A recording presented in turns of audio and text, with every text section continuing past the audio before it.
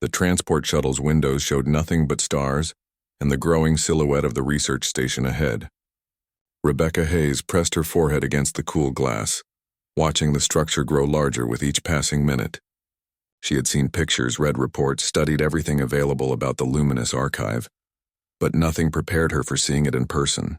The station spiraled outward like a massive crystalline flower, each petal a different research wing dedicated to studying the dead civilizations scattered across the galaxy. Her hands trembled slightly. 30 years. That was how long humans had been part of the galactic community. 30 years compared to species that measured their histories in millennia. She was a linguistic anthropologist from Earth, and she was about to walk into the most prestigious archaeological facility in known space. The weight of representing her entire species pressed down on her shoulders. The docking procedure took another 20 minutes. When the airlock finally opened, Rebecca stepped into a corridor that seemed to stretch forever in both directions. The walls glowed with a soft blue light, and the air smelled faintly of something she could not quite identify. Not unpleasant, just alien. A figure waited for her at the entrance. Tall, easily 8 feet, with skin that shimmered between silver and pale blue depending on the light. 4 arms, 2 currently folded across the chest in what Rebecca had learned was the Valasian equivalent of a polite but reserved greeting. The face was elongated, with 3 eyes arranged in a triangle pattern, and when the Valasian spoke, the voice carried a musical quality that human vocal cords could never replicate. Dr. Hayes, I am High Scholar Terran, director of this facility. Welcome to the Luminous Archive. The words came through the translation device clipped to Rebecca's collar, but she caught the underlying tone even through the technology. Politeness wrapped around something harder. Skepticism, maybe, or simple annoyance at having to host a human. Thank you for having me, High Scholar. I know this exchange program required significant accommodation on your part. Terran's central eye blinked, a gesture Rebecca recognized as acknowledgement. Indeed. However, the Galactic Council believes cultural exchange benefits all species. Please follow me. I will show you our primary research areas. They walked through corridors lined with display cases. Each contained artifacts from civilizations long extinct. Pieces of technology that no one could activate anymore. Artistic works whose meaning had been lost to time. Fragments of text in languages that took decades to partially decode. Terran narrated as they moved, explaining the significance of each item with the practiced ease of someone who had given this tour thousands of times. Rebecca listened, asked appropriate questions, and tried to ignore the other researchers they passed. Most were Valasian, but she spotted a few other species. A Corthan with their distinctive geometric thought patterns visible as faint holographic projections around their head. 2 Meridians, their skin constantly shifting colors in response to their emotions. All of them stopped to stare at her. The human, the newcomer, the primitive. And here, Terran said, stopping before a massive doorway, is the crown jewel of our collection. The doors slid open, revealing a chamber so large that Rebecca's breath caught. The ceiling stretched up at least 100 feet. The walls curved inward, creating a dome effect. But what dominated the space was the wall itself. No, not a wall. A structure. Crystalline, easily 50 feet tall and twice as wide. Covered entirely in intricate symbols that seemed to dance and shift as Rebecca looked at them. The entire thing glowed from within, pulsing with a gentle rhythm like a heartbeat. The Codex Wall, Terran continued, and for the first time, genuine emotion entered his voice, something like reverence. Discovered 400 years ago on a dead world orbiting a collapsed star. Every major civilization has attempted to decode it. The symbols change based on perspective, temperature, gravitational fields, even the biochemistry of the observer. Thousands of linguists have devoted their entire lives to understanding even a single phrase. Rebecca moved closer, drawn by something she could not name. The symbols were unlike anything she had seen before. Not quite pictures, not quite abstract shapes. They reminded her of something, tugged at a memory she could not quite grasp. How much have you translated? She asked. In 400 years of study? Terran's voice carried a weight of frustration. Perhaps 3%, and even that is uncertain. The symbols resist traditional linguistic analysis. They do not follow any known pattern of language development. Some scholars believe it may not be language at all, but rather some form of artistic expression we simply do not understand. Rebecca stood 5 feet from the wall now. This close, she could see the individual symbols more clearly. They flowed into each other, creating larger patterns that themselves became symbols, layers upon layers of meaning, all shifting and changing. She tilted her head, trying to see from a different angle. And then something clicked. It was like those optical illusions from Earth, the ones where you stared at chaos until suddenly a picture emerged. Except this was not visual. It was something deeper. The symbols were not just shapes. They were feelings, moments, experiences captured and crystallized. A laugh bubbled up from her chest before she could stop it. The sound echoed through the chamber. Taryn's 3 eyes all focused on her with sudden intensity. Several other researchers who had been working in the chamber turned to stare. "Forgive me," Rebecca said quickly, pressing a hand to her mouth. "I did not mean to be disrespectful. You laugh at 400 years of research?" Taryn's voice went cold.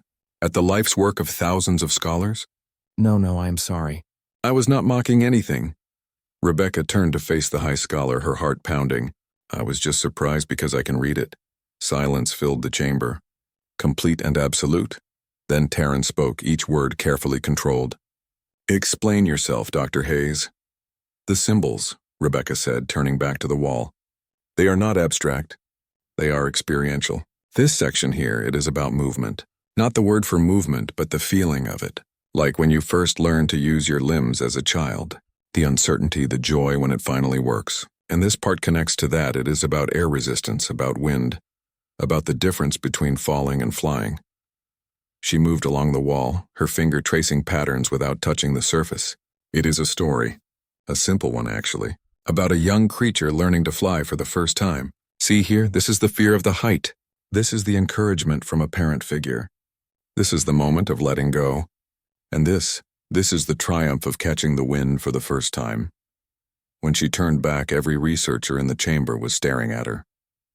Taryn's forearms had gone completely still, a sign of shock in Valesian body language. "Impossible," someone whispered. But Rebecca could see it in Taryn's central eye.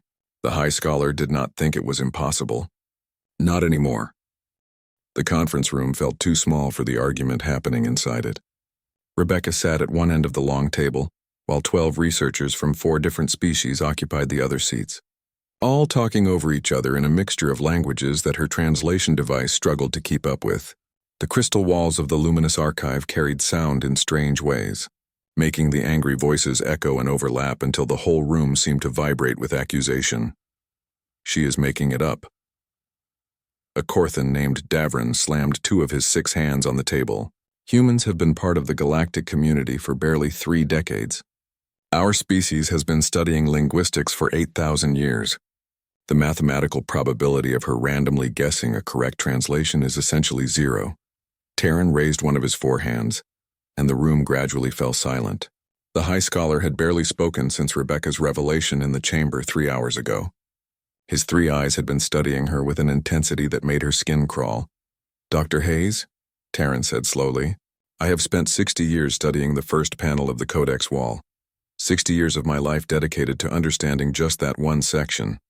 In that time, I have mapped every symbol variation, cataloged every shift pattern, analyzed the crystal structure at the molecular level. I have theories, hypotheses, educated guesses, but I have no certainty. No proof." He leaned forward. "Yet you claim to have read an entire sequence in minutes. You must understand why this seems not just improbable, but offensive." Rebecca took a breath, trying to organize her thoughts. How could she explain something that felt so natural to her? "May I show you something?" Taryn gestured permission.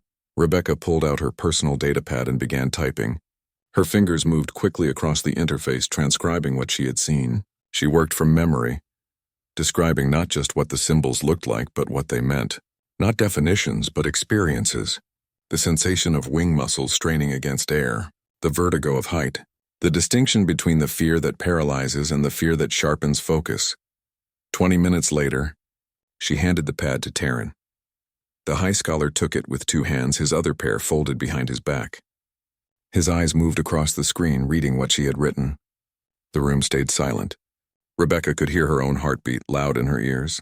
Taryn's skin color shifted, going from silver blue to a paler shade that Rebecca had learned indicated deep thought or surprise. One of his hands began to tremble slightly. "This narrative structure," he said quietly. "It matches the symbol arrangement in panel 3 through 17.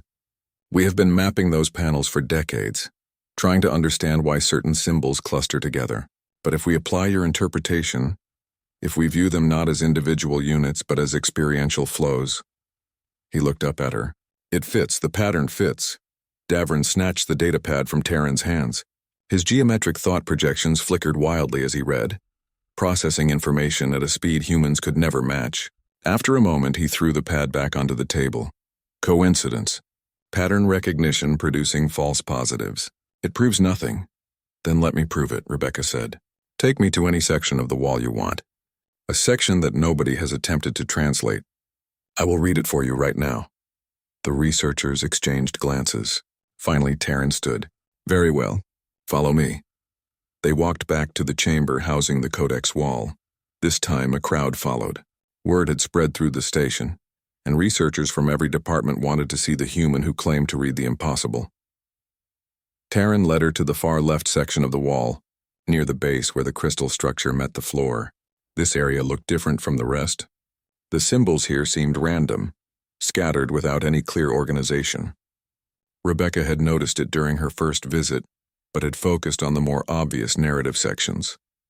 "This segment," Terran said, "has defied all analysis. The symbols appear to have no consistent pattern. No repetition, no structure we can identify. We have theorized it might be damage or perhaps a completely different form of writing. No one has seriously attempted translation because there seems to be nothing to translate." Rebecca knelt down, bringing her face level with the symbols. At first glance, Terran was right. They did look random, but as she let her eyes unfocus slightly, as she stopped trying to see them as individual units and instead felt what they were expressing, the pattern emerged. "It is not random," she said. "It is emotional turbulence. Like thoughts during a moment of crisis or intense feeling. It is not meant to be read linearly."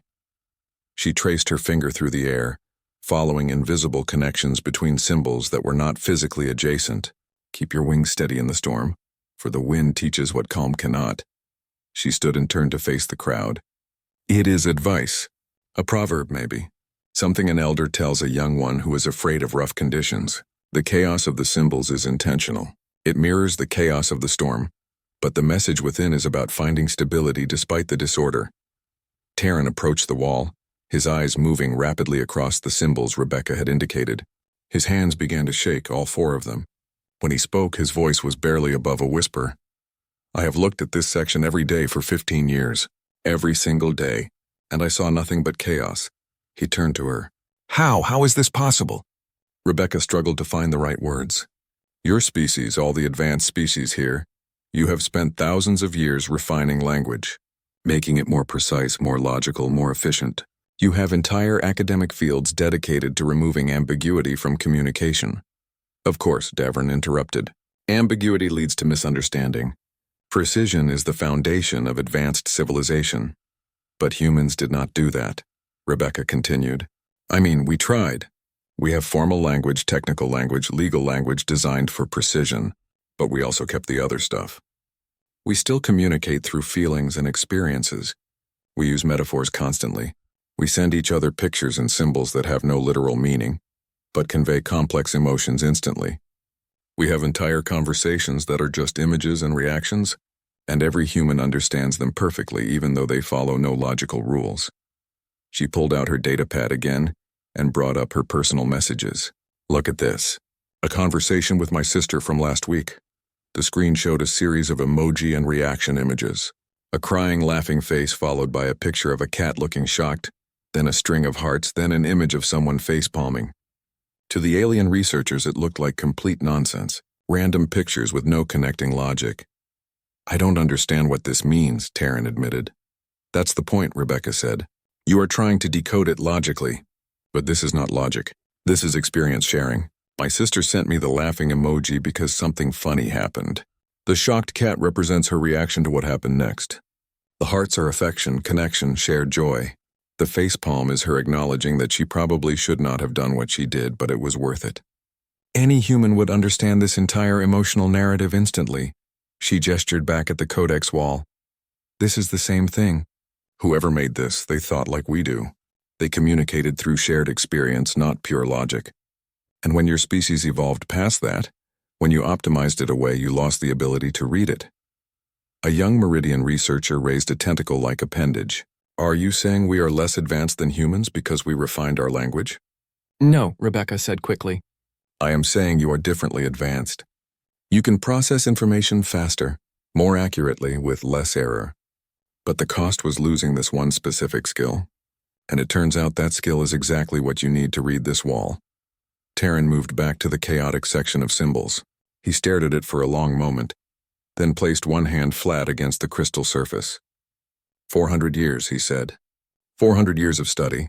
And it took a species that has been traveling in space for less than a century to solve it in an afternoon.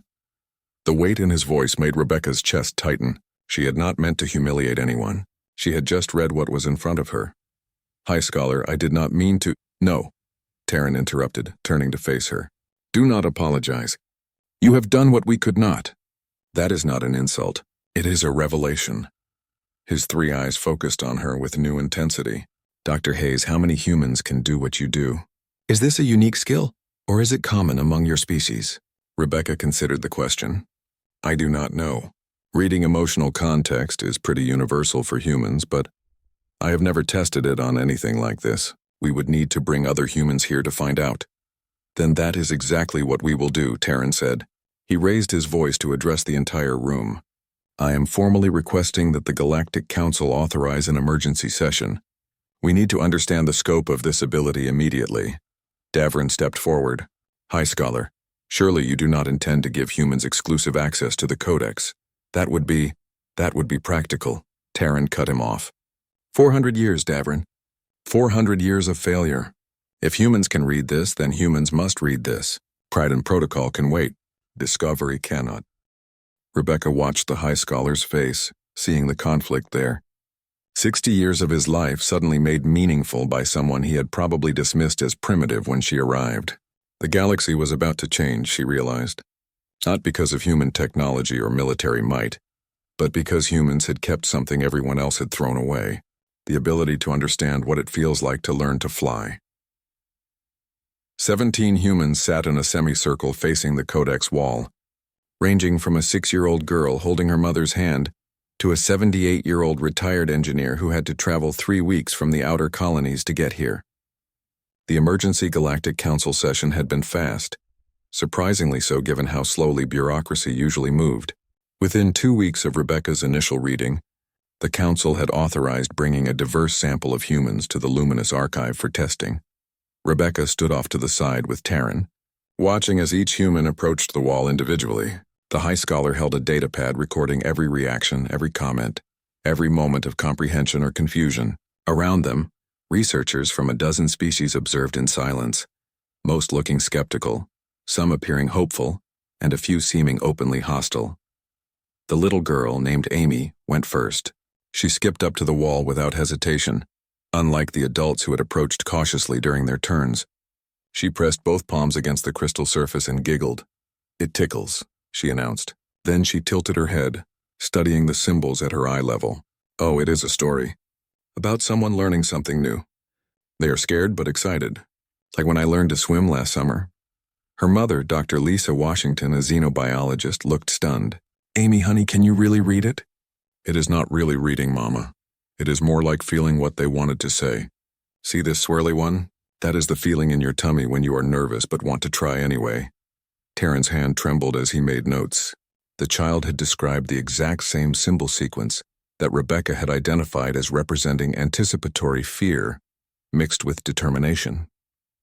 A 6-year-old human child with no linguistic training, no preparation, had just casually interpreted symbols that had stumped the galaxy's finest minds. They continued through all 17 humans. The results varied but followed a clear pattern. The children were best at it, reading the symbols as easily as they would read books in their native language. Younger adults had a strong ability, though they sometimes second-guessed themselves. Older humans were more mixed, some very skilled, others struggling to let go of analytical thinking long enough to feel what the symbols meant. By the end of the testing, 13 out of 17 humans had successfully read at least portions of the codex wall. The 4 who could not kept trying to analyze the symbols logically, treating them like a code to crack rather than an experience to share. A Corthan researcher named Pell approached Rebecca after the last test. Pell's geometric thought projections were spinning in tight, frustrated spirals around their head, visible to anyone with the right optical sensors. "This makes no sense," Pell said. "Language is structure. Grammar, syntax, semantic rules. What you are describing is not language at all. It is emotional noise." Rebecca had heard variations of this argument dozens of times over the past 2 weeks. She tried to be patient. It is both. The structure exists, but it is experiential structure, not grammatical. Think of it like music. You can analyze music mathematically, break it down into frequencies and wave patterns, but that is not how most people experience music. They feel it. They respond emotionally.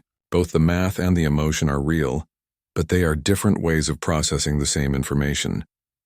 But emotion is subjective, Pell insisted. 10 different beings will feel 10 different things from the same stimulus. How can that possibly convey precise meaning? Amy, who had been drawing pictures on a datapad nearby, looked up. Because some feelings are the same for everybody, like being scared of falling, or happy when someone hugs you, or that weird feeling when you know something is about to change. Those feelings are the same inside even if we are all different on the outside. Pell stared at the child, thought projection stuttering. Rebecca had to suppress a smile. Sometimes the simplest explanations were the most devastating. Taryn called everyone to attention. The council has reviewed the test results and has authorized the next phase. Dr. Hayes, we are granting you access to the full archive database. We have 17 other sites across the galaxy that contain similar crystalline structures. Most were dismissed as art installations or religious monuments because we could not read them. We need you to determine if they are actually writing. Rebecca felt the weight of that responsibility settle on her shoulders. 17 sites, potentially entire libraries of information that had been sitting in plain sight for centuries, ignored because no one could read them. "I will need a team," she said. "Other humans who can help." "This is too much for one person." "Already arranged," Taryn replied. The council is bringing in 30 additional human translators and—" He paused, his skin color shifting to indicate discomfort. "They are also requesting that you attempt to teach your method to non-human researchers." That caused a stir in the room. Davrin, who had been silent since the testing began, stood abruptly. "Absolutely not. If humans have exclusive access to this knowledge, they could control information from dozens of extinct civilizations. That is too much power for one species. So teach us," Pell said quietly. All eyes turned to the young Corthan. "Davrin, I have been watching these humans for 2 weeks. I have been trying to understand how they do it. And I think maybe we can learn, but we would have to unlearn a lot first." "Unlearn what?" Davrin demanded. "The idea that logic is superior to emotion," Pell said. "The belief that precise language is the only valid language. We spent thousands of years training ourselves to think in pure logic, to remove emotional bias from our communication. But what if that was not advancement? What if it was just trade-off? We gained precision but lost resonance." An older Valasian researcher, one who had been silent throughout the testing, spoke up. "Pell makes a valid point. I have been reviewing the historical linguistics of my own species. 5,000 years ago, our written language included what we now call decorative elements, symbols meant to convey mood and tone alongside literal meaning. We eliminated them 3,000 years ago as inefficient redundancy. But what if they were not redundant? What if they were the exact type of experiential communication that humans still use?" The room erupted in debate. Some researchers insisted that logic-based language was objectively superior, and that humanity's retention of emotional communication was simply evidence of their youth as a species. Others argued that maybe, just maybe, the galaxy had been wrong about what constituted advanced communication. Rebecca listened to the arguments swirl around her and thought about the little girl, Amy, pressing her hands against the crystal and giggling because it tickled. That child had not been trying to decode anything. She had just been open to experiencing what the symbols wanted to share. Taryn raised his hands for silence. Regardless of philosophical debate, the practical reality is clear. These structures contain writing. Humans can read it. Most of us cannot. Therefore, we have 3 options. 1, we allow humans exclusive access, which as Davrin correctly notes creates a dangerous power imbalance. 2. We continue as before, ignoring what we cannot read, which is unacceptable now that we know what we are missing. Or 3. We learn from humans how to read experientially while they learn from us how to analyze structurally. We combine approaches. You make it sound simple, Davrin said bitterly, but how do you teach someone to feel differently? You cannot just reprogram thought patterns. Actually, Rebecca said slowly, an idea forming. Maybe we can. Not reprogram, but remind. Pell, you said your species eliminated emotional elements from your writing 3,000 years ago. That means your ancestors knew how to do this. It is not foreign to you. It is forgotten, and things that are forgotten can be remembered. She walked over to Amy and knelt down beside her. Amy, sweetie, can you explain to everyone here how you knew what the symbols meant? The little girl looked around at all the adult aliens watching her and shrugged. I just looked at them and thought about what they would feel like if I was the person who made them. Like if I wanted to tell someone about being scared but brave, how would I draw that? And then I looked at the wall and it was there. They drew it just like I would have. Pell's thought projection slowed, forming a new pattern. Empathy. She is using empathy, projecting herself into the mind of the creator and feeling what they felt. Yes, Rebecca said. Humans do this constantly. We read faces, body language, tone of voice. We are always trying to feel what others feel so we can understand them better. That is why children are especially good at this. They have not learned yet to suppress that instinct in favor of pure logic. Terran's 3 eyes blinked in sequence, a sign of revelation. So teaching non-humans to read the codex is not about teaching a new skill. It is about unlearning the suppression of an old one. Exactly, Rebecca confirmed. Every species here evolved with some form of empathy. You had to, or you could never form social groups. But as your civilizations advanced, you trained it out in favor of efficiency. What we need to do is help you find it again.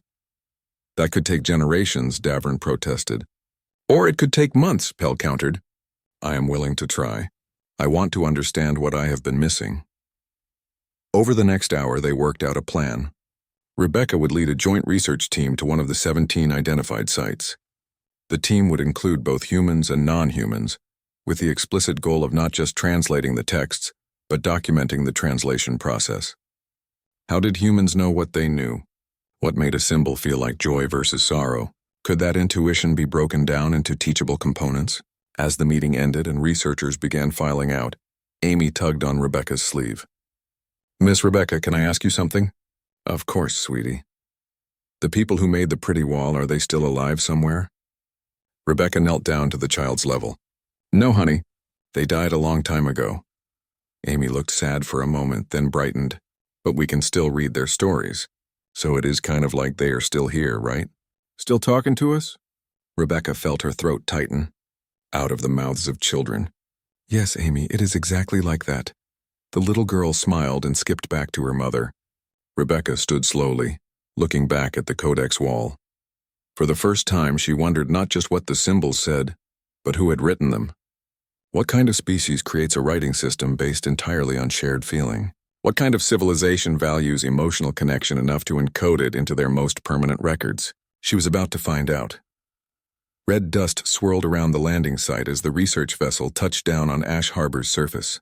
Rebecca watched through the viewport as the planet's twin moons hung low on the horizon, casting strange double shadows across the canyon system that stretched out before them.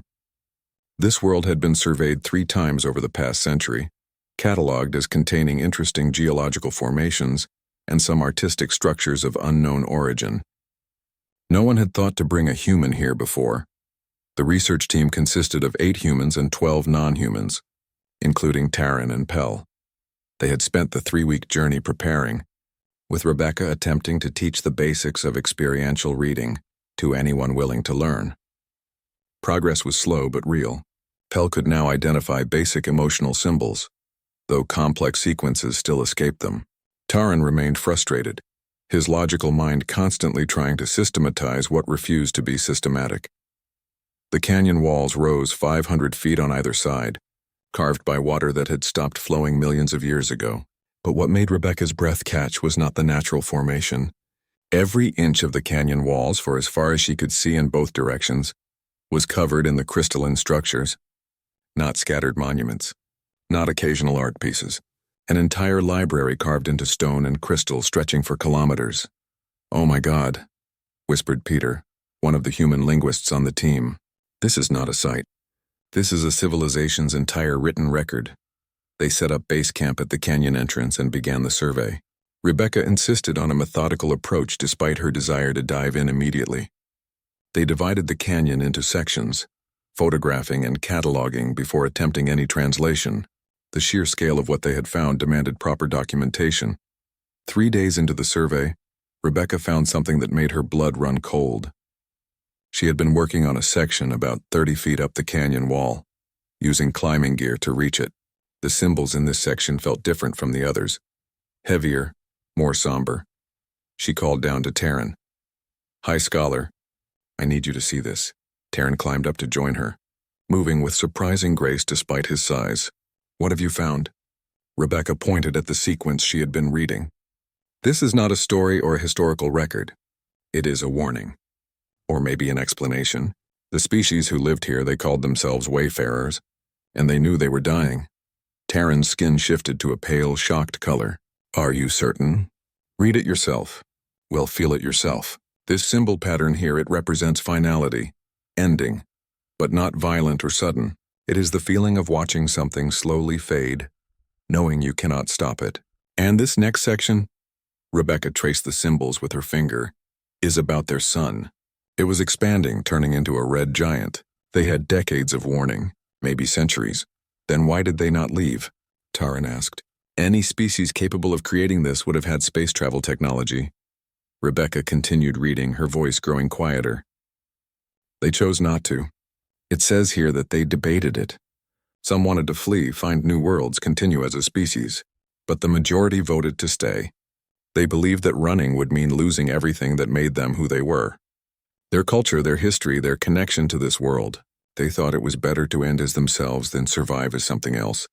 She moved to another section, and her hand started shaking. "So instead of building ships, they built this.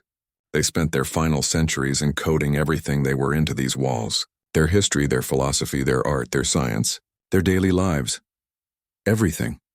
They turned their entire civilization into a message for whoever came after."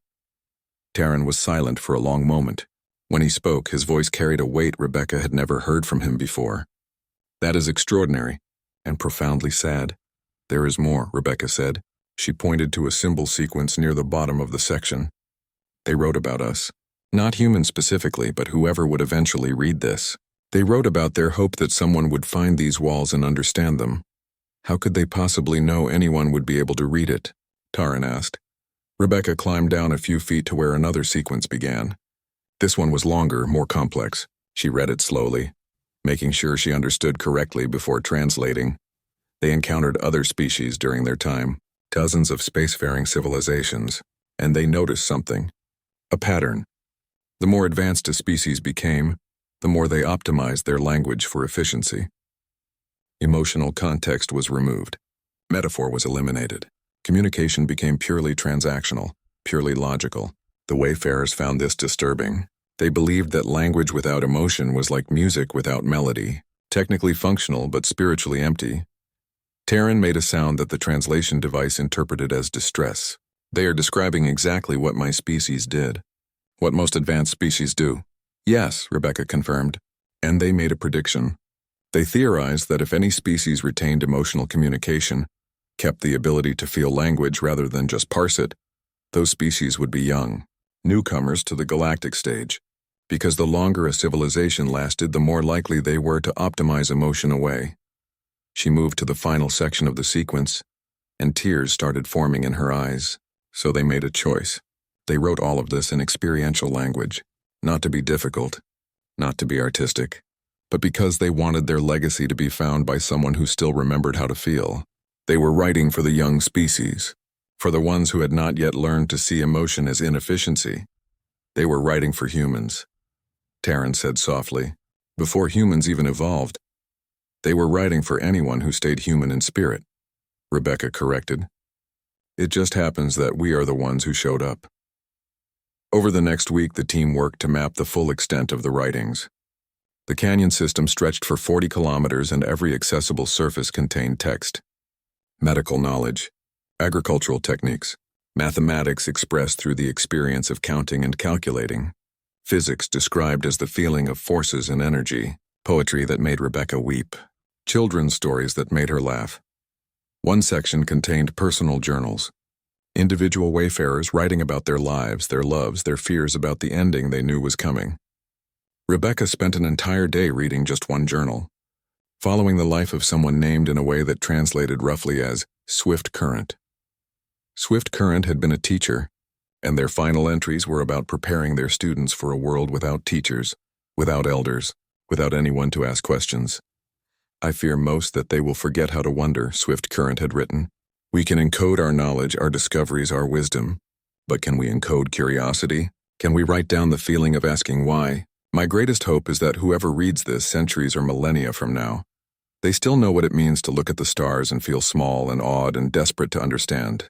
If they have lost that, then all of this is pointless. Rebecca read that passage aloud to the team that evening. They had gathered around a small fire, eating dinner and sharing discoveries from the day. When she finished, Pell spoke up. I have been thinking about what I have lost, the Corthan said. My species eliminated emotional language 6,000 years ago. We believed we were advancing, becoming more sophisticated. But reading these walls, I realize what we actually did. We made ourselves deaf to an entire spectrum of meaning. It is as if we decided sounds above a certain frequency were inefficient and trained ourselves not to hear them. We thought we were gaining clarity, but we were just narrowing our perception. A Meridian researcher named Sala, whose skin had been shifting through somber colors all day, added, My people still use emotional communication in our color changes, but we do not write it down. We treat it as informal, casual, not suitable for important records. After reading what Swift Current wrote about curiosity and wonder, I checked our historical archives. 4,000 years ago, we used to encode color emotions into our formal texts. We stopped because we thought it was childish. My species has a saying, Taryn said quietly. The price of advancement is comfort. We thought it meant we must sacrifice ease for progress. But perhaps it actually means we sacrifice something comfortable and essential in our rush to advance. We threw away emotional language because it made us uncomfortable with its ambiguity, its subjectivity.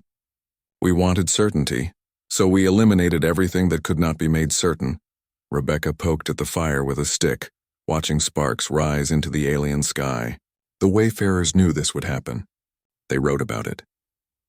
They said that every civilization faces a choice point. You can optimize for efficiency and gain power, speed, precision, or you can maintain resonance and keep your ability to connect, to feel, to understand on a deeper level. Most civilizations choose efficiency. The wayfarers chose resonance. And it killed them. Did it, though? Peter asked. They are extinct, yes. But their words are here. Their feelings are here. We are reading their journals, crying at their poetry, learning from their science. If the goal of life is to leave something behind that matters, they succeeded. How many efficient civilizations have vanished without a trace because no one could read their optimized, emotionless records? That question hung in the air as the fire crackled. Rebecca thought about Earth, about humanity's own trajectory. They were young yet, but already she could see the same pressures. The push for more efficient communication, the business speak that drained emotion from language, the academic writing that prized objectivity over humanity. Were humans on the same path? Would they eventually optimize themselves into the same deafness that afflicted the older species? The next day, Rebecca found the final message. It was carved into the canyon wall at the very end of the 40-kilometer stretch, positioned where the canyon opened into a wide valley. The text was placed at ground level, easily accessible, clearly meant as a conclusion to everything that came before. She read it 3 times before calling the others. When the team assembled, Rebecca's voice shook as she translated. To whoever reads this, you have found us not because you are advanced, but because you remember joy, sorrow, fear, and wonder. You remember that words are more than definitions. They are music. They are color. They are the way a parent's voice sounds in darkness. We wrote this way not to be difficult, but to be alive. And if you can read this, then you too are alive in the ways that matter. Not in body, but in heart. Carry forward not just our knowledge, but our reminder. Never become so wise that you forget how to feel. Never become so advanced that you cannot cry at beauty or laugh at absurdity. That is the real treasure we leave you. Not our history, but our hope that someone would still understand it. When she finished, the only sound was the wind moving through the canyon. Then Taryn stepped forward and placed one hand on the crystal wall. He stood there for a long moment, and when he turned back, Rebecca saw something she had never seen before. The high scholar was crying. Not human tears, but the Valasian equivalent, a slight luminescence in his 3 eyes. 400 years, he said. 400 years I have studied their words without understanding this. They were not trying to confuse us. They were trying to keep us human. The research team stood in the alien canyon, surrounded by the last words of a dead civilization, and understood that they had been given a gift, not just knowledge, but a warning. A reminder that there are things worth keeping even when they seem inefficient. That being able to feel is not a weakness to overcome, but a strength to cherish. They had come looking for ancient texts. They had found a mirror. The Galactic Council chamber buzzed with tension as delegates from 43 species filled their assigned seats. Holographic displays floated throughout the space, showing images of the Ash Harbor Canyon, close-ups of the Wayfarer texts, and statistics about human translation capabilities. Rebecca sat in the witness section, trying not to fidget under the weight of so many eyes. Beside her, Taryn and Pell waited to testify. About their findings, the session had been called to address what some delegates were now calling the human knowledge monopoly. Indeed, the 3 months since the Ash Harbor discovery, word had spread across the galaxy.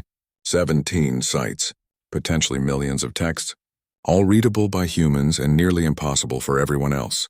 The political implications were staggering. Council leader Voss, a Meridian whose skin currently displayed formal silver and blue patterns, called the session to order. We gather to address the matter of access to Wayfarer texts and similar experiential writings. The chair recognizes First Scholar Davrin of the Corthan delegation. Davrin rose, his 6 arms gesturing with practiced precision, his geometric thought projections spinning in aggressive patterns visible to anyone with the right sensors. Thank you, Council Leader. I will be direct. Humanity has been granted exclusive access to potentially the largest archaeological find in galactic history. They control what gets translated, what gets published, what gets studied. This is unacceptable. No single species should have such power over ancient knowledge. Murmurs of agreement rippled through the chamber. Rebecca felt her stomach tighten. They had translated everything they found openly, shared every discovery freely. But fear and pride made people see conspiracy where none existed. Furthermore, Davrin continued, humanity has been part of our community for only 30 years. They lack the experience, the institutional knowledge, the archaeological training to properly contextualize these findings. They could easily misinterpret texts, project their own cultural biases onto ancient writings, or even falsify translations to serve their own interests. That is a serious accusation, Voss said. Do you have evidence of falsification? I have evidence of impossibility, Davrin replied. How can we verify translations when we cannot read the source material? We are asked to simply trust that humans are being honest, accurate, complete. That is not how scholarship works. That is not how knowledge should be controlled. Rebecca wanted to object, to defend the integrity of her team, but Taryn had warned her to wait. Let them speak first, he had said. Let them exhaust their arguments. Then we respond. Another delegate stood, a Valasian named Scholar Corin. I share First Scholar Davrin's concerns, though perhaps not his tone. The reality is that humans could selectively translate texts, withholding information that might benefit rival species, or sharing information that advantages their allies. Even without malicious intent, unconscious bias could shape what they choose to translate and how they interpret it. We need independent verification, but how can we verify what we cannot read? Several more delegates spoke, each adding variations of the same theme. Humans could not be trusted with exclusive access. There must be oversight. There must be controls. The subtext was clear. Humanity was too young, too unpredictable, too different to be given this much influence over galactic knowledge. Finally, Voss turned to Rebecca. Dr. Hayes, you have remained silent through these accusations. The council would hear your response. Rebecca stood, her heart pounding. She had given presentations at universities, lectured to graduate students, but this was different. The fate of human galactic relations might depend on what she said in the next few minutes. Council leader delegates, thank you for allowing me to speak. I understand your concerns, I do. If the situation were reversed, If a species I barely knew suddenly had access to my culture's most ancient texts, I would have questions too. She paused, gathering her thoughts. But there is a fundamental misunderstanding here. We do not have exclusive access because we want it. We have it because we can do it. And we have been trying to give it away since the moment we realized what we had found. She activated a holographic display showing documentation from the past 3 months. Every text we translate gets published immediately in the Open Galactic database. Every technique we develop gets shared freely. We have been running training programs for any species willing to learn. 42 non-human researchers have now achieved basic reading proficiency. It is slow, yes, and difficult, but possible. 42 out of millions, Davrin interrupted. That is not access. That is tokenism. It is a start, Rebecca countered. First scholar Davrin, your people eliminated emotional language 6,000 years ago. You're asking us to undo 6,000 years of cultural evolution in 3 months. That is not reasonable. She changed the display to show brain scans, comparative neurology charts. The reality is that humans retained specific neural pathways that most species trained away. We process language in multiple brain regions simultaneously, including areas associated with emotion, memory, and physical sensation. When we read Wayfarer text, we are not decoding it logically. We are experiencing it holistically. Teaching that is not like teaching someone a new language. It is like teaching someone to use a sense they have spent millennia learning to ignore. Pell stood, requesting permission to speak. Voss granted it. I am one of the 42, Pell said. I have spent 3 months working with human teachers trying to learn experiential reading. It is the hardest thing I have ever done. Not because the technique is complex, but because it requires me to contradict everything my education taught me about proper thinking. The Corthan's thought projections flickered with vulnerability. I was taught that emotion clouds judgment. That logical analysis is the only path to truth. That feelings are distractions to be managed, not tools to be used. Unlearning that is like asking someone to see a new color. Theoretically possible, but practically agonizing. Pell turned to address Davrin directly. You accuse humans of monopolizing knowledge. But I accuse us of monopolizing logic. For thousands of years, we have insisted that our way of thinking is superior. That species who communicate emotionally are primitive. We built our entire civilization on that assumption. And now we discover that our assumption made us blind. The humans did not steal anything from us. We threw it away ourselves. The chamber fell silent. Pell's public admission of cultural failure was shocking, coming from a Corthan, a species that prided itself on intellectual superiority. Taryn stood next. Council leader, I have spent 60 years studying Wayfarer texts before I knew what they were. 60 years of failure. When Dr. Hayes read the codex wall in minutes, my first reaction was shame. Then anger. How dare this young species do what I could not? His 3 eyes scanned the chamber. But after working with humans these past months, after visiting Ash Harbor and reading Swift Current's journal, I understand something. The Wayfarers did not make their writing difficult. We made ourselves unable to read it. This is not a problem with human monopoly. This is a problem with our own choices as civilizations. He activated another display, showing comparative data from multiple species. Look at this pattern. Every spacefaring species in this chamber underwent similar linguistic evolution. We all simplified, optimized, removed ambiguity and emotional content from our formal communication. We all made the same choice, and none of us questioned whether we were losing something essential in the process. Rebecca took back control of the display, showing the final message from Ash Harbor, the one carved at the canyon's end. The Wayfarers knew this would happen. They wrote about it. They predicted that advanced civilizations would optimize away emotional communication, and so they deliberately wrote in a format that would be unreadable to those civilizations, not to exclude anyone, but to ensure their message would be found by someone who still had the capacity to truly understand it. That is convenient, Davrin said. Claimed the ancients wanted humans specifically to find it. Not humans specifically, Rebecca corrected. Anyone who kept their emotional language. It happens to be us, but it could have been someone else. If another species had retained experiential communication, they would be standing here instead. She took a breath, then made a decision. Council leader, I propose a solution. Humanity will establish open translation centers on every major world. Any species can bring texts to be translated, and the translations will be provided freely and immediately. We will continue training programs for anyone willing to learn, but more importantly, we propose a cultural exchange initiative. The chamber stirred with interest. Rebecca continued. Humans will share our emotional communication methods, our use of metaphor and experiential language. In return, we ask to learn from species with more advanced logical systems, more sophisticated analytical frameworks. We are young. We have much to learn about precision, consistency, formal reasoning. You have much to relearn about resonance, connection, emotional clarity.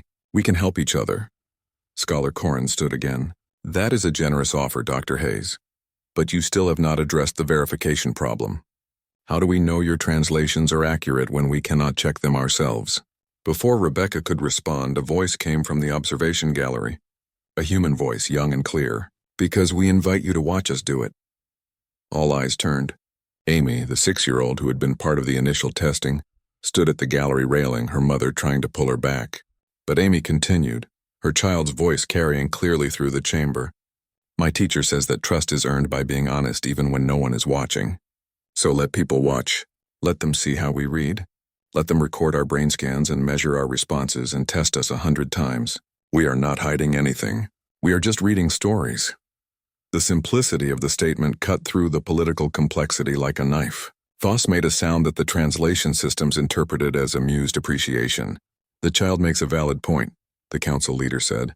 Dr. Hayes, would humanity be willing to submit to such observation and testing? Absolutely, Rebecca said. We have nothing to hide. Our methods are open. Our results are verifiable through context and internal consistency, and we welcome any level of scrutiny. Davrin sat down slowly, his thought projections finally calming. He looked tired, Rebecca realized. Not angry, just exhausted by fighting against something he could not change. The council debated for another 2 hours, but the momentum had shifted. By the end of the session, they had approved Rebecca's proposal with near unanimous support. Humanity would serve as translators and teachers, subject to observation and independent verification, working in cooperation with scholars from all species. The Wayfarer texts would remain open knowledge, available to everyone, held by no one. As the chamber emptied, Davrin approached Rebecca. I owe you an apology, he said stiffly. I let pride cloud my judgment. I saw human advantage where there was only human difference. You were protecting your people's interests, Rebecca said. I understand that. No apology needed. Still, I was wrong. Davrin's thought projections formed a pattern Rebecca had learned to recognize as embarrassment. And that child was right. Trust is earned by transparency. Thank you for offering it. After Davrin left, Pell came over, looking exhausted. I think I finally read a complete sequence today. A poem about water. It took me 40 minutes and I have a headache, but I felt it. I actually felt what the writer was trying to convey. Rebecca smiled. That is amazing progress, Pell. How did it feel? Like remembering something I never knew I had forgotten, Pell said quietly. Like hearing music for the first time after a lifetime of only reading sheet music. It hurt, and it was beautiful, and I want to do it again. That evening, Rebecca stood at the observation window of her quarters on the council station, looking out at the stars. Somewhere out there were 15 more Wayfarer sites waiting to be fully explored, thousands of texts to translate, dozens of species to teach, years, maybe decades of work ahead. But for the first time since reading that first children's story on the codex wall, she felt like the galaxy understood. This was not about human superiority. It was about human difference and the value of maintaining diversity in thinking, in communicating, in experiencing the universe. The Wayfarers had left them a gift, not just knowledge, but a reminder that there are many ways to be intelligent, many ways to be advanced, and that wisdom sometimes means keeping what others consider primitive. Tomorrow the real work would begin. 5 years had changed everything and nothing. Rebecca walked through the halls of the luminous archive, noting the small differences that marked the passage of time. More humans worked here now. 30 permanent researchers compared to her solo presence 5 years ago. But more striking were the changes in the non-human staff. Valasians who used to speak in purely formal tones now peppered their language with metaphors. Cortans whose thought projections used to spin in rigid geometric patterns now showed flowing, organic shapes.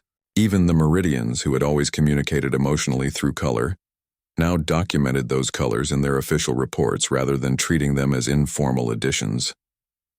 The archive itself had expanded. New wings housed translation centers, teaching facilities, and what some jokingly called the feeling rooms, spaces designed to help logical species practice emotional thinking. The codex wall remained in its original chamber, but now it was surrounded by annotations in a dozen languages, each species adding their own perspective on what the symbols meant to them. Rebecca found Taryn in his office, surrounded by holographic displays showing texts from all 15 Wayfarer sites. The High Scholar had officially retired 2 years ago, but spent more time at the archive now than when he had been director. He claimed it was because he finally understood what he was looking at after 60 years of staring at incomprehensible symbols. "Dr. Hayes," he greeted, skin shifting to a warm, welcoming tone. "Perfect timing. I wanted your opinion on something." He gestured to one of the displays. "This is from the medical text at Site 7. I have been reading it for 3 days, and I believe I finally understand the section on treating fever in children. But I want to verify my interpretation before we publish it." Rebecca studied the sequence. 5 years ago, Taryn could not have read a single symbol. Now he was working through complex medical terminology, albeit slowly. "Your reading is correct," she confirmed, "though you missed a nuance here. This symbol modification indicates that the treatment should be adjusted based on the child's emotional state, not just physical symptoms. Fear can intensify fever response in young wayfarers, so part of the treatment was calming the child first." Taryn made a note, his 3 eyes blinking in the pattern Rebecca now recognized as satisfaction. "Emotional state is a medical variable. 3 months ago I would have dismissed that as unscientific superstition. Now I see it as sophisticated understanding of mind-body connection." He paused, then added quietly, "I spent most of my life convinced that eliminating emotion from analysis made me more objective. I am only now realizing that it just made me blind to an entire category of relevant data." "You are not alone in that realization," Rebecca said. She pulled up a report on her datapad. "We have trained over 2,000 non-human researchers in experiential reading in the past 5 years. Proficiency levels vary widely, but the pattern is consistent. Younger individuals from species that eliminated emotional language more recently learn faster. The Corthan Youth Program has been especially successful. Students who start training before age 10 achieve near-human reading speeds."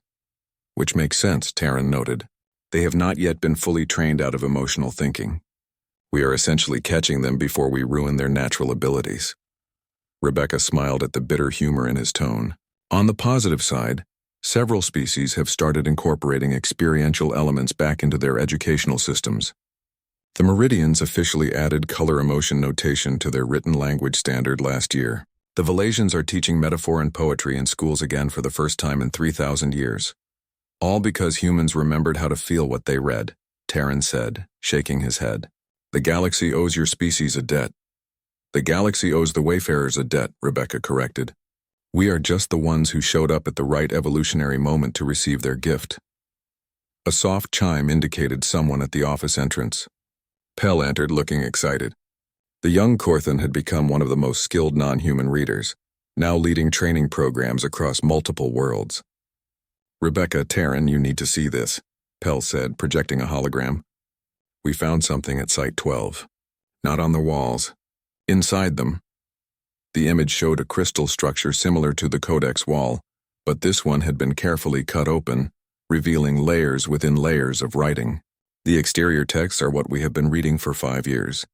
Standard Wayfarer historical records, philosophical treatises, daily life documentation, but look at the interior layers. Pell zoomed in, showing symbol patterns that made Rebecca's breath catch. These are older. Much older. The writing style is similar but more primitive, less refined.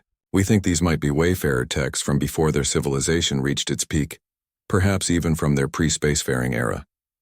"Can you read them?" Taryn asked. "Barely," Pell admitted. "They are more raw, more emotional than the later texts, like reading strong dialect compared to formal language. But yes, they are readable. And what they contain..." Pell's thought projections swirled with excitement. "They contain the Wayfarers' own history of how they developed experiential writing.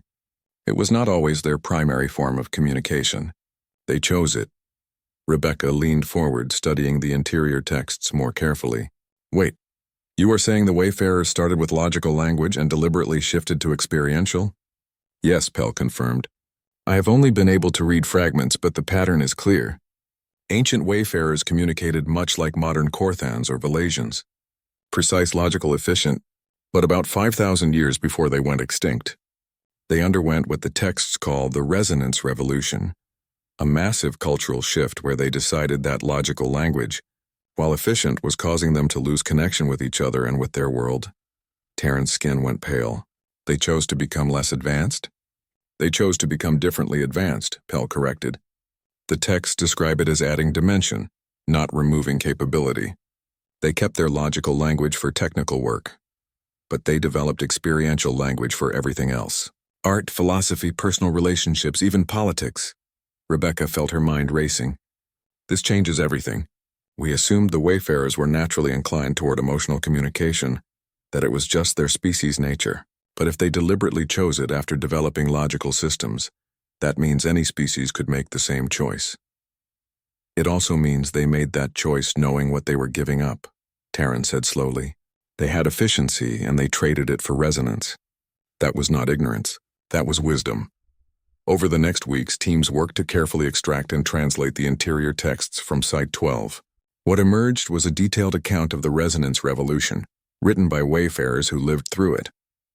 The debate had apparently been fierce. The older generation, raised on logical language, saw the shift as regression.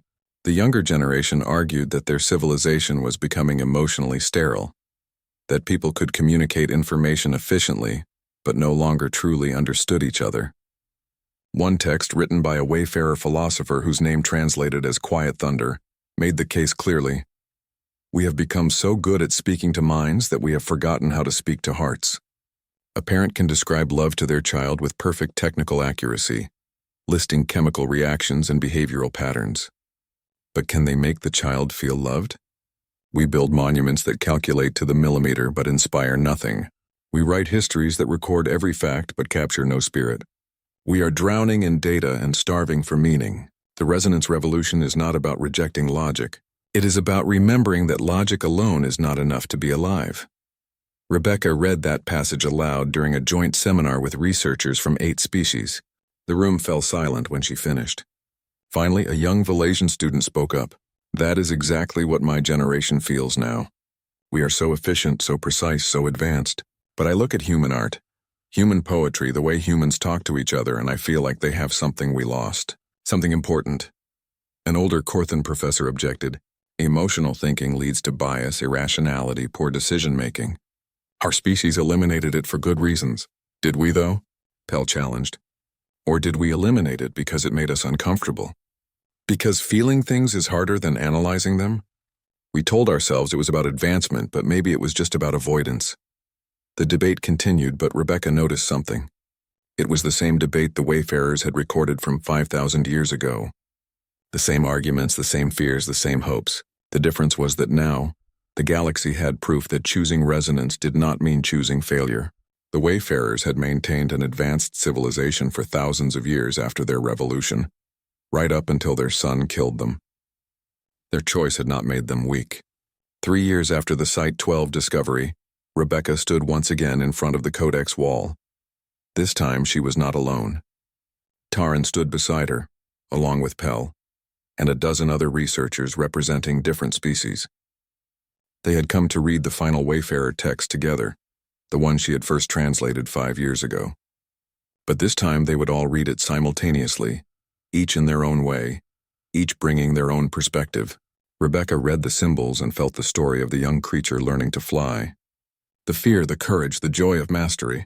But she also heard Taran reading beside her, his voice carrying the Valasian interpretation, adding notes about trust and mentorship that Rebecca had not fully appreciated. Pell read it as a meditation on calculated risk versus intuitive leap.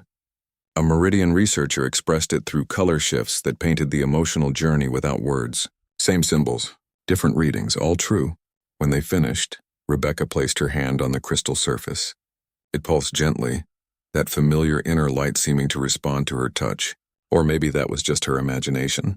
I have been thinking about Swift Current's question, Taran said. The teacher who worried whether they could encode curiosity into their texts, whether people thousands of years later would still know how to wonder. And, Rebecca prompted, we are standing here, 8 different species, reading their words and feeling what they felt. We spent years learning how. We changed our educational systems, our cultural practices, our definition of advancement, all because we wanted to understand what they left behind. Taryn's skin shifted to a color Rebecca had learned meant deep emotion. If that is not curiosity, not wonder, then those words have no meaning. Rebecca smiled. Swift Current would be pleased. Do you think they knew? A young human researcher asked. The wayfarers, when they were encoding everything into these walls. Do you think they really believed someone would read it? I think they hoped, Rebecca said. Hope is different from knowledge. Hope is choosing to believe in a future you will never see, in people you will never meet. They could not know we would come. They could not know humans would exist or that we would keep emotional language, but they hoped, and they built something based on that hope. She looked around at the group, at the diversity represented there, species that had spent millennia considering themselves the pinnacle of advancement, now working together to relearn what they had discarded. Humans who had felt primitive and young, now teaching what they had preserved. The real gift of the wayfarers, Rebecca continued, is not the information in their texts. It is the reminder that there are multiple paths to advancement, that keeping what others consider primitive is sometimes the wisest choice, that emotion and logic are not opposites but partners, that feeling something is just as valid as understanding it. Pell stepped forward and placed a hand on the wall beside Rebecca's. And that when a civilization is dying, the most important thing to preserve is not their technology or their discoveries. It is their humanity. One by one, the others joined them, each placing a hand on the codex wall. Human and alien, young species and old logical thinkers and emotional feelers, all connected through crystal and light and ancient words that insisted on being felt rather than just read. The wall pulsed brighter, and for just a moment, Rebecca could have sworn she felt something more than just her own heartbeat. Like an echo across time, like a message that had been waiting millennia to be received, finally reaching its destination. The galaxy had changed in 5 years. Metaphors appeared in scientific papers. Emotional context was noted in legal documents. Poetry was taught alongside mathematics. Young beings from a dozen species were growing up bilingual in logic and feeling, able to switch between modes as needed rather than being locked into just one. Humans had not made the galaxy more primitive. They had helped it become more complete. Rebecca thought about her first day at the archive, how she had felt the weight of representing her entire species. She had worried about making mistakes, about not being advanced enough, about humanity being too young to matter. Now she understood what the wayfarers had been trying to tell them all along. Youth was not a weakness, remembering was not primitive, and the ability to read a children's story about learning to fly was not a small thing. It was everything. As the research team filed out of the chamber, heading back to their various projects, Rebecca stayed behind for a moment. She looked up at the towering wall, at the symbols that had baffled the galaxy's best minds for centuries, until a human walked in and laughed because she could read them. Thank you, she whispered to the wayfarers, to Swift Current and Quiet Thunder and all the others who had chosen to pour their civilization into crystal and light. Thank you for writing in a language that still speaks to hearts. Thank you for believing someone would still remember how to listen. The wall glowed softly in response, its light steady and warm. And whether it was science or sentiment, Rebecca chose to believe it was acknowledgement. A voice across time saying, "You are welcome. You are seen. You are understood." And being understood was what all language had always been about. The symbols on the codex wall continued their gentle dance, shifting and changing as they always had, waiting for the next reader to come and feel their story. The wayfarers were gone. Their sun had consumed their world. Their bodies had returned to dust millennia ago. But their words remained. And as long as someone remembered how to feel what they had written, they would never truly die. In a galaxy that had nearly optimized itself to death, that was the most important lesson of all.